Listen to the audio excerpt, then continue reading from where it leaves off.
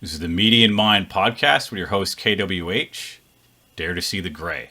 This is episode 14, the Fire Industrial Complex. Welcome back, guys. It's been a long wait.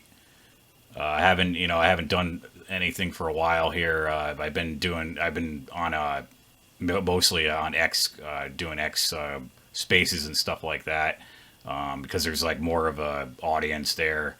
You can actually talk to people directly, and it's just a little bit of a better have conversations between two people or a group of people. You get a lot of the information out. But I wanted to get back to the mono YouTube stuff too here. So it's a subject I really wanted to talk about for a long time, and that's the fire industrial complex. We're going to be showing a few videos and going through some of the stuff that people don't really talk about. A few things. So we'll start out with the first part here. Since this is the Media in Mind podcast, we're going to go through the two extremes between Democrats and Republicans, and then we'll go in the balanced view, the gray area of how to solve these problems. We'll start with the Republicans. Their first extreme is logging and clear cutting to reduce wildfires. Some of them do talk about selective cutting, which I don't have too much of a problem with. Dead trees are going to die, or maybe selectively cutting, as long as they're not like cutting the whole forest down or clear cutting it. I do know people do need wood, so I can understand that. But I would say they at least need to replant, what they cut down, and some of them don't. Some of them do, and some of them don't. And a lot of them talk about forest management, clearing the brush out, and all stuff like that. Which in a normal circumstance would be okay. And then they also, what the Republicans absolutely, usually, or Republican extreme ones, they hate anything to do with hemp lumber. Although it is the feds do make that illegal to do any of that stuff to get a hemp license, or make hemp lumber. So there's a blockade in that.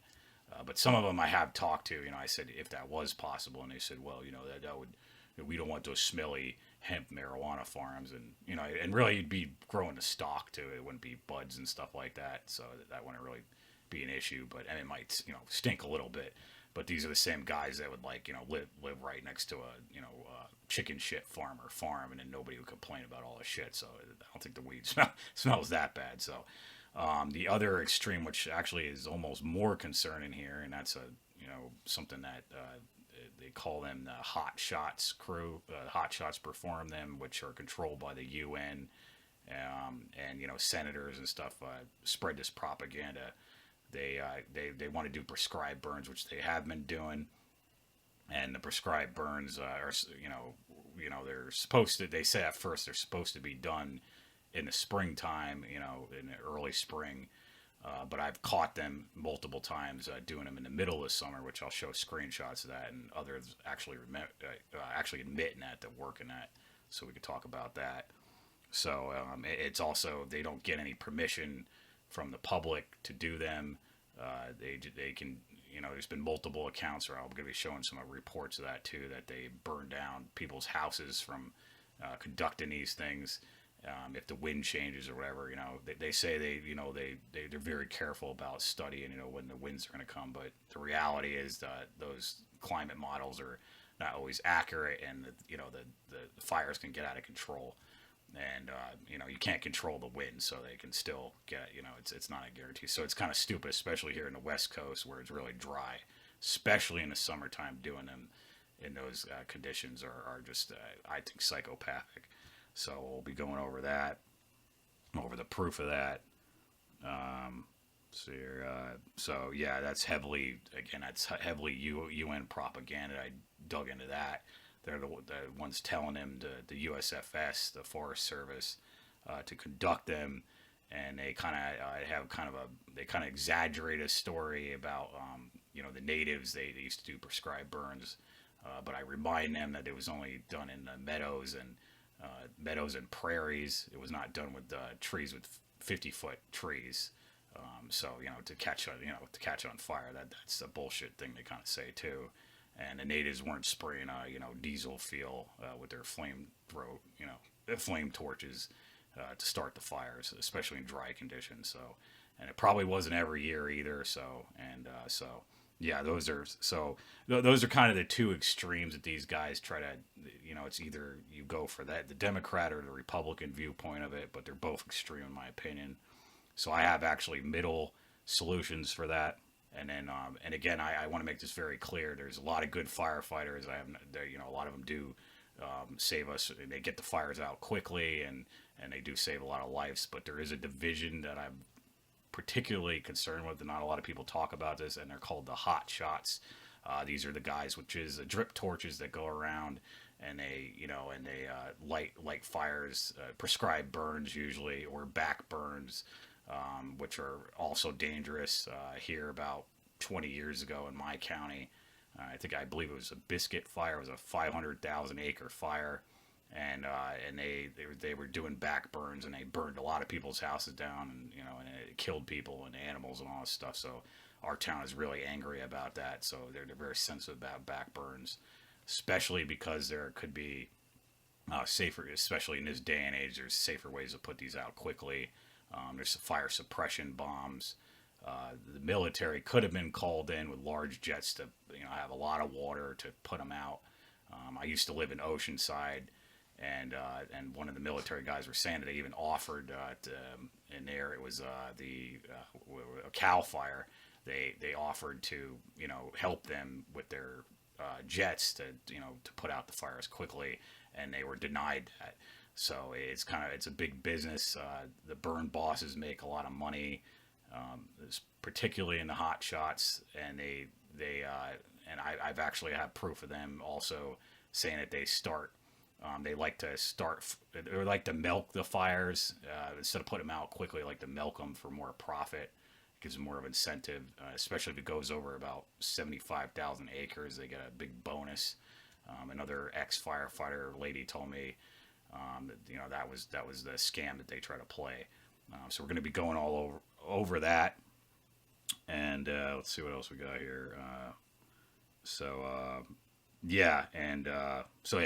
Let's first start a video of a geoengineering and then sanitary chemicals that they spray since the 1970s.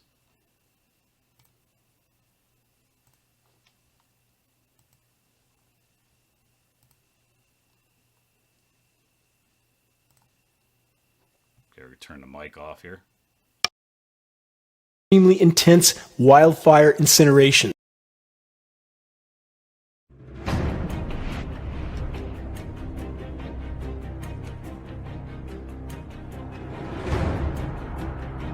Truly shocking. Forest fire is a military weapon. Final report, June 1970. Yet more insanity from the military-industrial complex. This formerly classified U.S. military report provides in-depth detail on the methods the military uses to prepare vast swaths of forests for extremely intense wildfire incinerations. The United States Forest Service provided much of the data for the U.S. military. Question, is that really the job description for the Forest Service, to instruct the U.S. military on how to, quote, set the stage for maximum intensity wildfire incinerations by months-long atmospheric spraying of desiccants and defoliants? Are U.S. citizens and populations around the world now in the same category as the Viet Cong were during the U.S. invasion of Vietnam? Geoengineeringwatch.org has desperately tried to sound the alarm on this exact scenario for a decade and a half. Even more disturbing about this report is the fact that it includes specific data that outlines the best engineered wildfire incineration timing for various regions in the U.S. and other nations that are thought to be U.S. allies. One of the regions in the U.S. that is specifically covered in this report is Mount Shasta, California, my backyard. Yeah, and real quick to add here, yes, Mount Shasta. They'll a lot of people say this was just for Vietnam that they did this. This is proof that they conducted tests here, right here in the United States forest here. So I'll resume. Top fire agency officials have repeatedly acknowledged the now unprecedented behavior of wildfires. Every year is worse than the last. Why? All official sources refuse to or are unable to offer any valid explanation for the increasingly catastrophic fires and fire behavior. Why not? Every single person that I've talked to so far has made the mention that I don't know why it's doing what it's doing. It's burning differently. It's burning more aggressive than it has in years past. And I know we say that every year, but it's unprecedented. It's burning in every direction all at the same time. Other cities and regions that are rated for their incineration potential in this report include Washington, D.C., Florida, New Mexico, New York, South Carolina, Texas, Utah, Minnesota, and in the formerly Golden State of California, Los Angeles, Mount Wilson, Blue Canyon, and, as mentioned a moment ago, in my neck of the woods, Mount Shasta, California. Other countries rated for their incineration potential include Greece, Turkey, France, Spain, all of which are countries that have recently been hit with catastrophic wildfires. Just a coincidence? You decide. The United States military machine has always treated the environment with unimaginable contempt. What's business as usual for the military-industrial complex? Blowing up pristine tropical islands to test nuclear bombs, detonating nuclear bombs in the atmosphere, on civilian cities, using radioactive depleted uranium munitions all over the Middle East, in the Balkans, toxic water supplies on military bases for our own troops to consume, highly toxic burn pits next to military bases which contaminated countless military personnel and civilian populations. The list goes on and on and on. For the record, the U.S. military is the largest single-source polluter on the planet. Not an opinion, a statistical fact. Would the U.S. military use weather as a weapon? Short answer, yes. But would the U.S. military participate in the toxic spraying of forest lands in our own country in order to set the stage for extreme wildfire incinerations? Why would they, many ask? Let's start with this. The U.S. military has for decades stated on the record that the rapidly heating climate poses the greatest U.S. national security threat of all. Now consider this puzzle piece. Are U.S. military climate intervention operations being used to facilitate catastrophic forest incinerations in the insane attempt to provide temporary and highly toxic surface cooling by attempting to mimic the temporary cooling effect of large volcanic eruptions, which the latest science data confirms can only destroy what's left of the climate system? The excess atmospheric particles actually trap more overall heat than they deflect, along with completely derailing the hydrological cycle and destroying the ozone layer, all of which rapidly worsens the overall heating of our dying planet. In fact, this exact scenario is the primary stated goal of so-called solar radiation management operations, blocking out the sun with jet aircraft sprayed atmospheric particles to provide temporary, again, though highly toxic, surface cooldowns on planet Earth at the cost of an even worse overall warming. The military-industrial complex has long since considered utilizing nuclear bombs to fill the atmosphere with particles that provide temporary and toxic cooling. Any that believe the same controllers wouldn't utilize extreme forest fires to accomplish the same objective need to think again. From the perspective of the climate engineers, filling the atmosphere with wildfire smoke does, in fact, accomplish the same objective. Connect the puzzle pieces while I cover some excerpts from this extensive, formerly classified U.S. military report, again titled Forest Fire as a Military Weapon.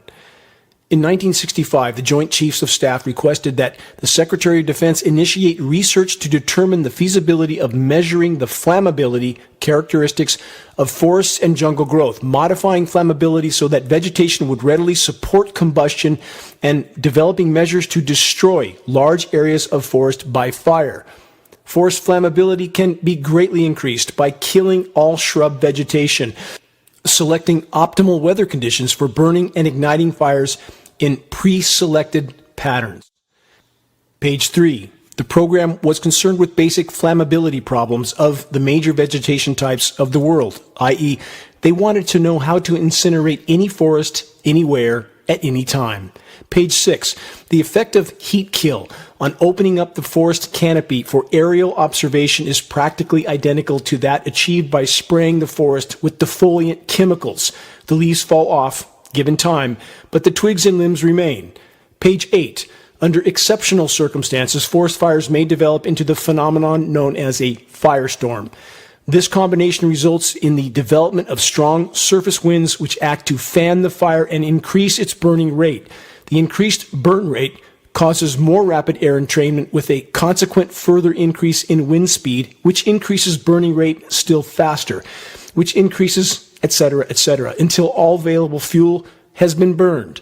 Wind velocities exceeding 100 miles an hour are often attained during peak firestorm development. Firestorms have now all too often become the norm. I wonder why.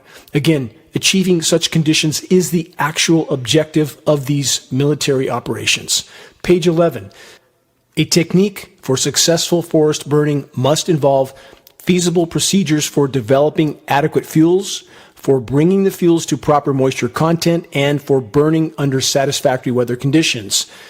To serve as fuel, all living vegetation on the ground level must be killed by a desiccation treatment. The moisture content of this material must be reduced to a low level, i.e. to a point where the heat produced by combustion and... Yeah, just to pause here. Yeah, recently I just saw that the glyphosate and the herbicides that they spray on the forest, that actually is flammable too. So that a lot of that's been coming out, especially in Canada. So that this is where these dissectants are used, and it can be used for multiple reasons. So it is flammable too. So that backs that up too.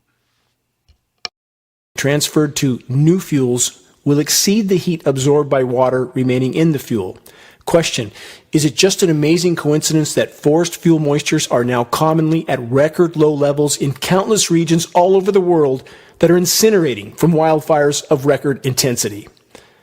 Page 13.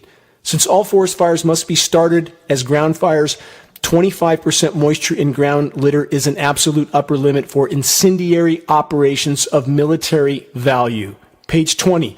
In most situations, burning of shrub types is not successful unless the amount of dead material has been increased by killing and desiccating the plants. Again, for the record, climate engineering elements are desiccants, starting with aluminum, which also kills soils, root systems, and thus forests. Page 22.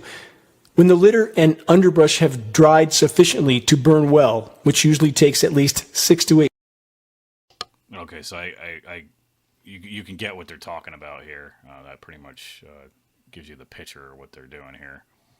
So I'm actually going to show you just to make sure I'm not bullshitting about this. I'm going to give you here's the official document, and I'll include this link in this video. Look at that.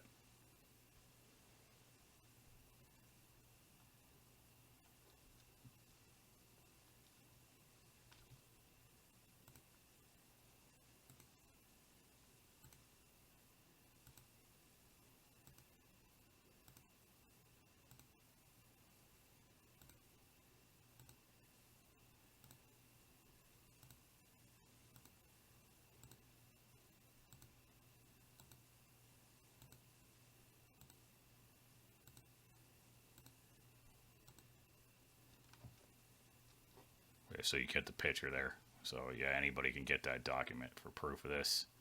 And I definitely recommend that for people to use that document instead of going right into DEWs, direct energy weapons. Although that does happen, they do use them too, and that is declassified. That's not a document that's not a conspiracy. People have been, like they try to make that a conspiracy, but the government did admit they have those.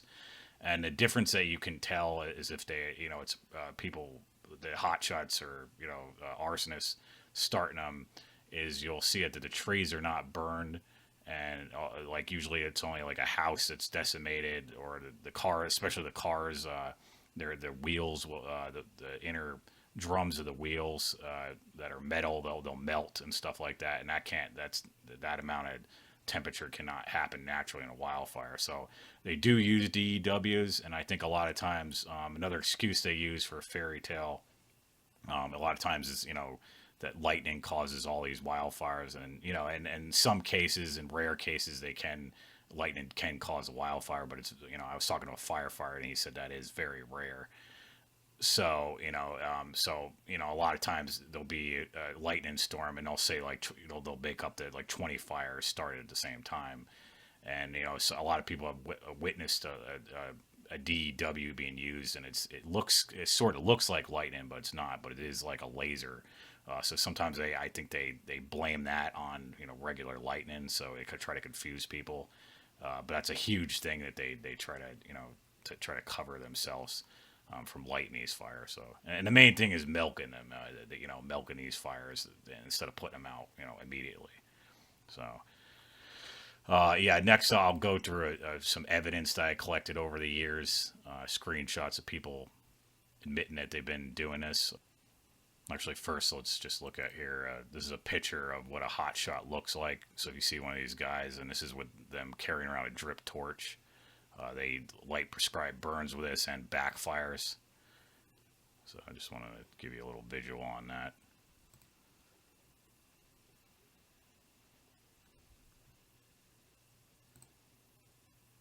So here's some screenshots. First, I don't know if you can see this too well, but this is a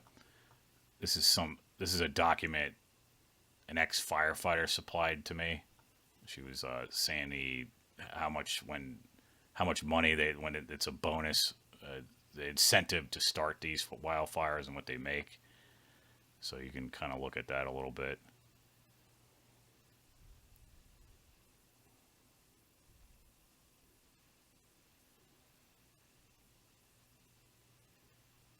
Yeah, see, the 75% cost share. Federal cost share is 75% of eligible costs, not covered by FMIG.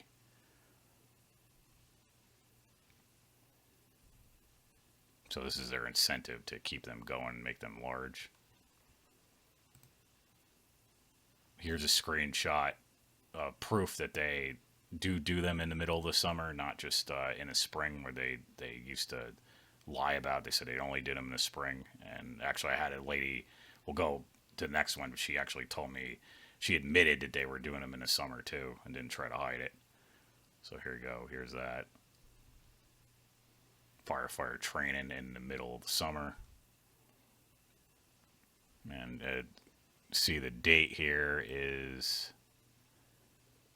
July 17th. This is on watch duty.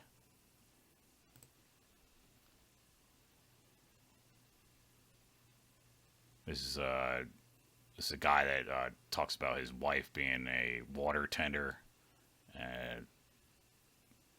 for the fuel trucks for firefighting.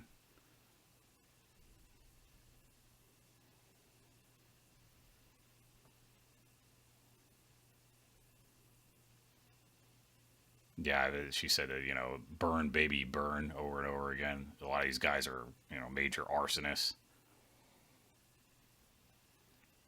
And she quit her job because of witnessing that. And there's a lot more of those I've heard. I don't have all the screenshots here, but I've heard a lot of it about it. This is just a screenshot of a lady that was bragging about it. USFS. She worked for the USFS, and let's see.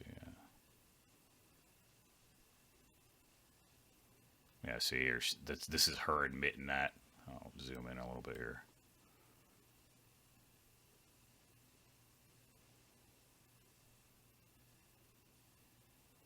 Yeah, see, this is where she kind of, this false security that, they use the National Weather Service, so, they study the winds, but like I said, those aren't always accurate, and the winds can get out of hand in a few cases, which will go forward with other articles. Will show that they did actually get out of hand and burn people's houses down, and here in Oregon, and another one in New Mexico where people are actually suing the USFS for that.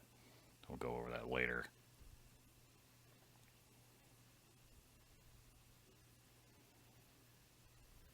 Okay. Yeah, it's just another screenshot of that lady that used to be an ex-firefighter. This is where she gave me the document.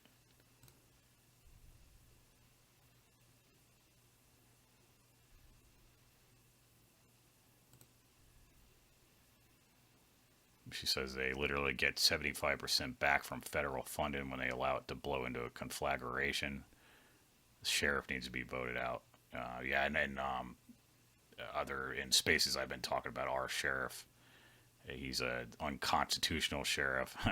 I asked him I was at a fire meeting, and I asked him if he was a constitutional sheriff, and he said, "Well, I'm not going to discuss that here." And I did some digging, and I found out he's definitely not. And he actually replaced the guy that was a constitutional sheriff that they kicked out.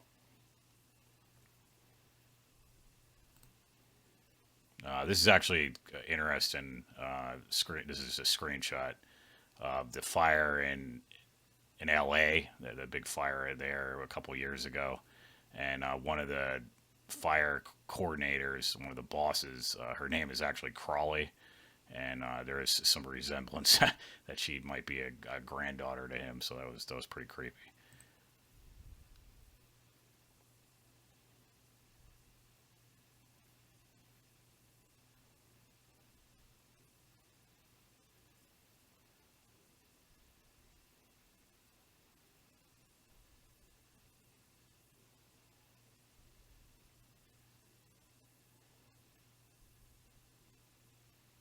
Yeah, this is proof. A lady talking about 1970s, or how her father saw them milking fires and letting them get bigger for profit.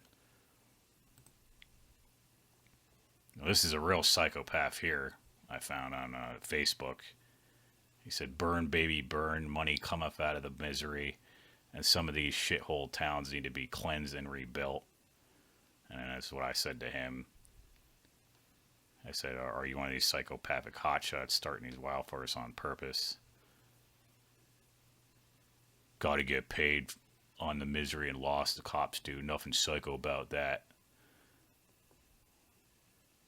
Nothing psycho about it. About that. Never lit a fire intentionally, but slow play it for money, cleansing the shithole towns." So yeah, I was telling him, "Oh, yeah, he didn't answer to that comment there." Yeah, so. There's actually a lot. Surprisingly, they are very arrogant, and because I think they can get away with it. So a lot of people, these guys, do brag about it.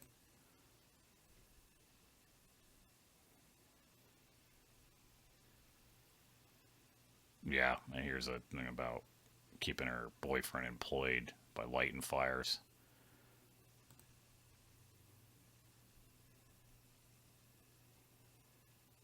Yeah, I was trying to warn people about them spraying. This actually got some people didn't believe it. They started, again, like I was saying, if you go into the direct energy weapons, people just automatically laugh, even though it's true. They won't take you serious at all. But when you show them that, military document, they spray the forest and light them on fire. Yeah, people change their tune. So I was kind of talking about geoengineering, spraying stuff.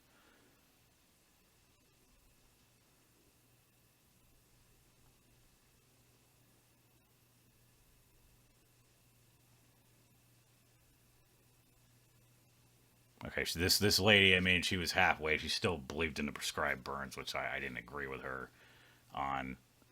But she did have, she was kind of halfway. This was really psychopathic in Obama era. He actually I think it was on it might have been on the History Channel too, or not the History Channel. I think it was I think it was History Channel or something like that. And they were showing that they actually, for a test, they burned a whole forest down, just to do a scientific test on it. And that was, they burned all these animals. They all had to leave and stuff. They were running away. It was really psychopathic. To all in the name of climate change, which the UN is, they're behind that too.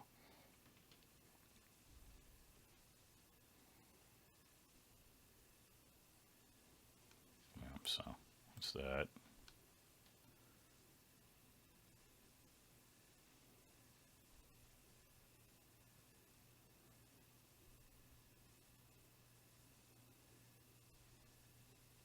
Yeah, there was going at they were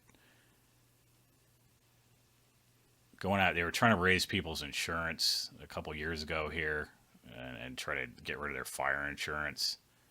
So a lot of people were I don't know, they started asking for prescribed burns in there, and and then like I said, the other stuff that the stuff that wouldn't really have done anything if you're, they'd have to stop spraying the chemicals first, even, getting rid of the brush and get rid of these hot shots before it stopped the wildfires. These people were all focused on that and prescribed burns. They were kind of brainwashed, so I was trying to warn them about that.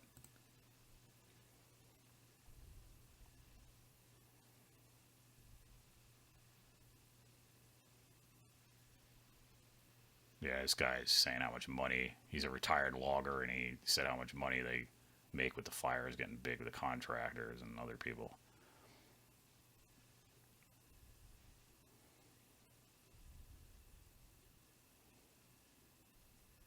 Yep.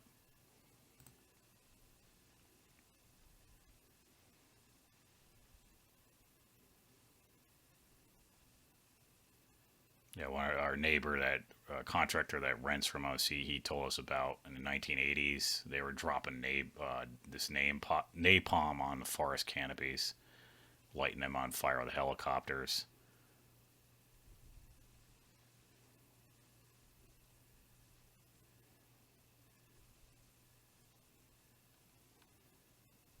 Yeah, this psychopath. He was one of them actually. He admits here that he was part of this operation in 1980s. He was in a helicopter drip torch controlled burn in northwest Montana in 1980. Well, not here in Oregon, but it was somewhere else. Actually, I'll show you little clips of that too. There, the helicopter going back and forth, starting the fires in Canada and other places. He refused to read the document, but he was always trying to mess around with me. So other people warned me about this guy. So Rick Stanley right there.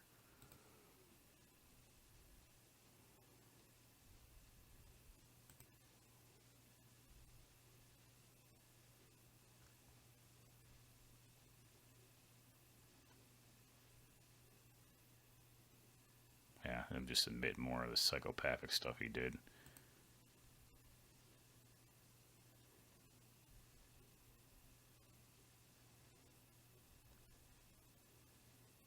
Yeah, this is where I'm saying that the lightning strikes are very rare. Only a few fires are caused by that. Like I said, a lot of these lightning strikes are actually DEWs, lasers, that they start some of them with. Not all the time, they don't have to. There's arsonists and corrupt people in the fire department division, the hot shots.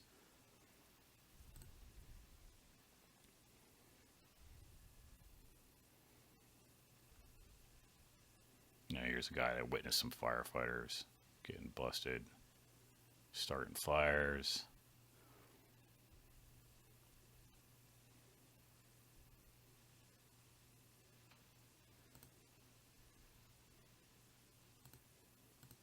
So yeah, those are some of the screenshots I collected over the years. Okay, so now we're going to go through the articles. We're going to go over them doing prescribed burns and them getting out of control. A few articles and people, and in one case, them suing them. Let's go to the Facebook here.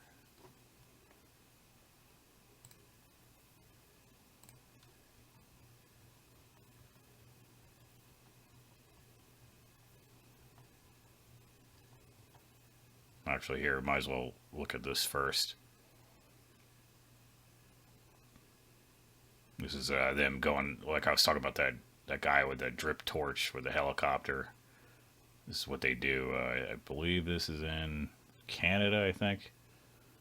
Might be here too. But yeah, this is what we're talking about. These are the assholes that do this. Hotshot motherfuckers. So see why, see, this is not climate change. There's another one. Quebec.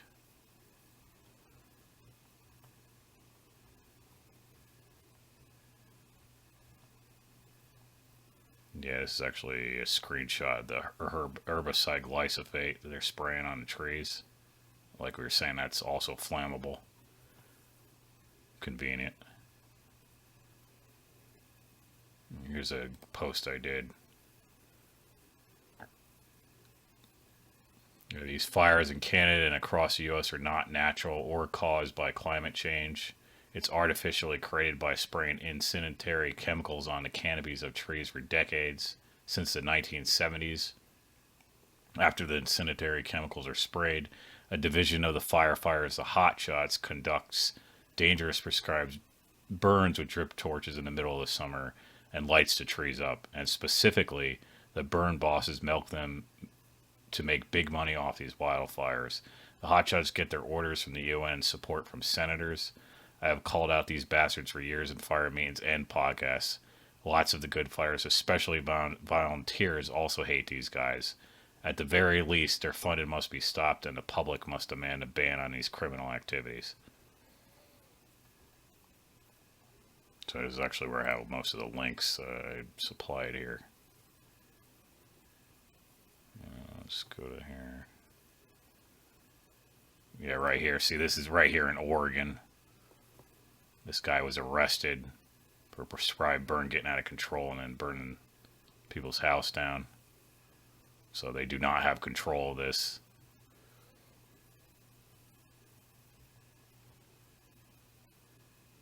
I'll put the link for this too on YouTube.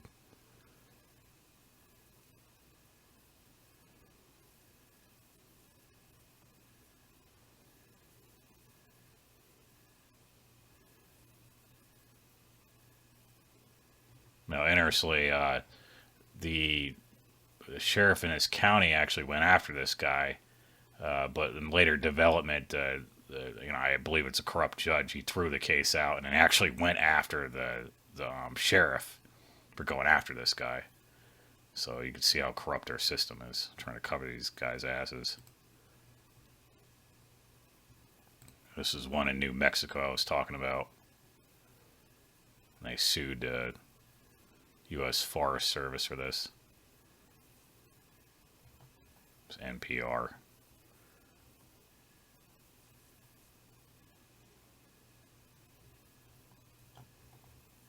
There's actually a follow-up article to this too. And they tried to sue the USFS and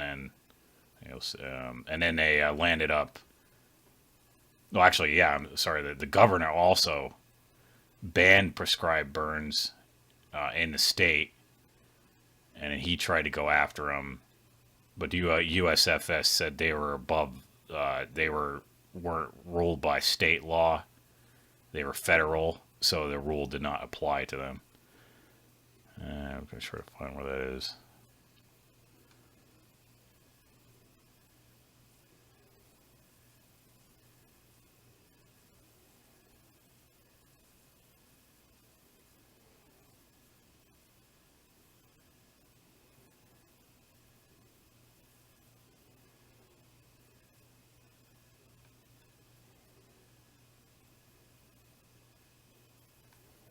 Oh yeah, here we go. Yeah, this is where this is what really pissed off a lot of people here.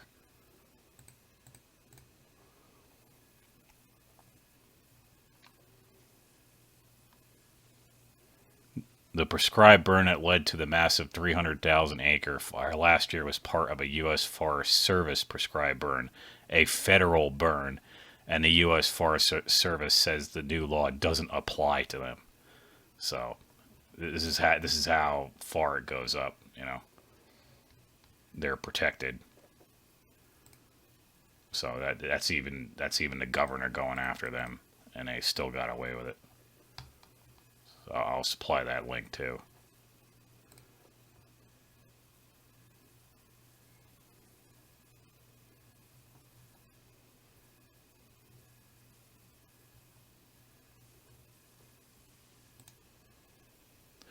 Also, what I wanted to add too, a lot of people think, and I'm suspicious of this too, that a lot of these burns, these wildfires, are to burn areas out where a future data center and smart city will be built for people. Because they want to, and to burn, scare people out of the rural areas, burn them out. So eventually they end up going into force them into smart cities. It is kind of weird because I was looking at some of these fires where the big ones are occurring, and it's always usually near a water source where a data center could be. So it's kind of convenient locations where they could. It does look like they would put a data center because it needs water. So that's pretty messed up.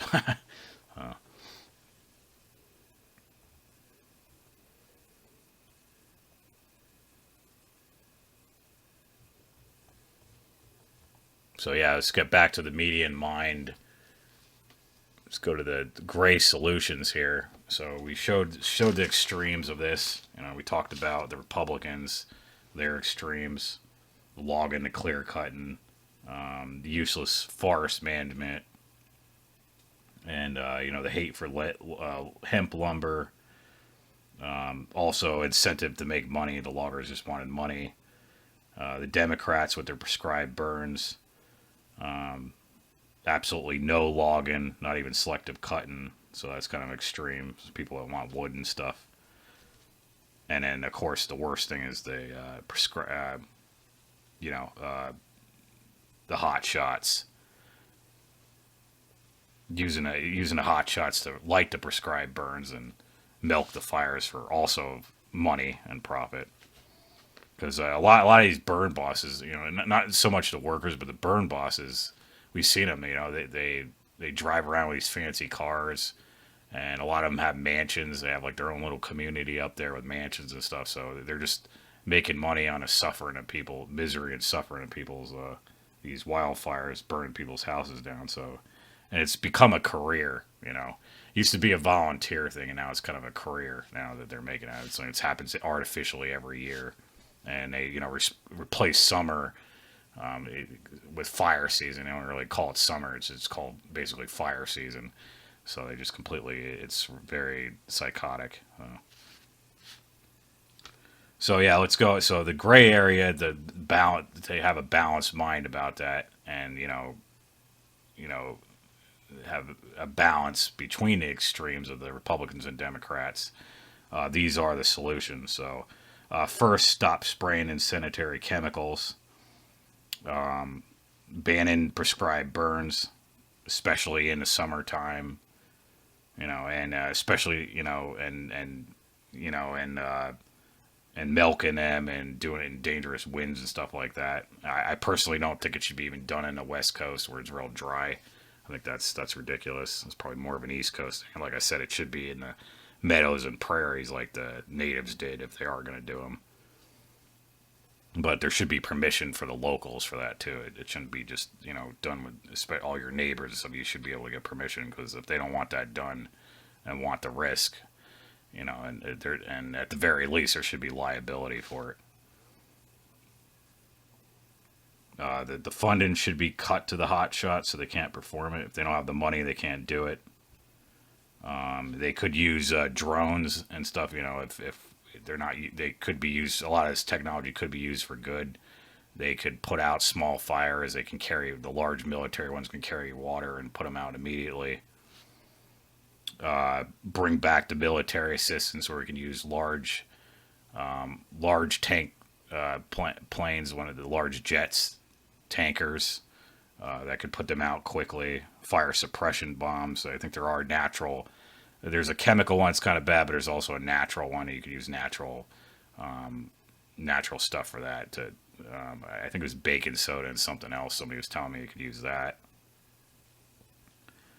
Goat for the brush to get to get down the brush. You could use goats and stuff like that.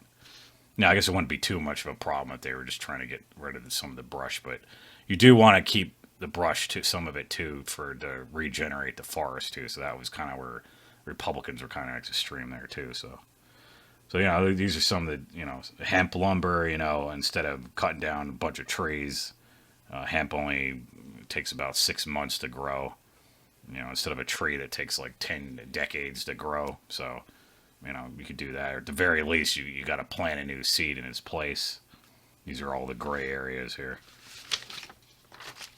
So yeah, So please subscribe and like the channel. And to support me, please go to K.W.H.Olin.com.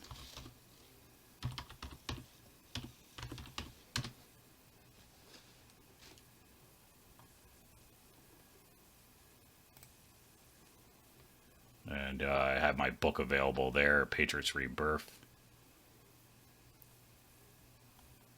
Available on Amazon, paperback and ebook. And I actually just about 6 months ago, the audiobook is available too. Narrated by Brennan LaBar. So, here's all the buttons. You can go to that. You can go directly to Amazon, search it.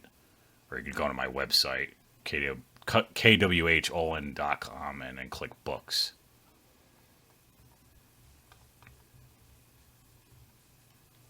Or you also can support me on X.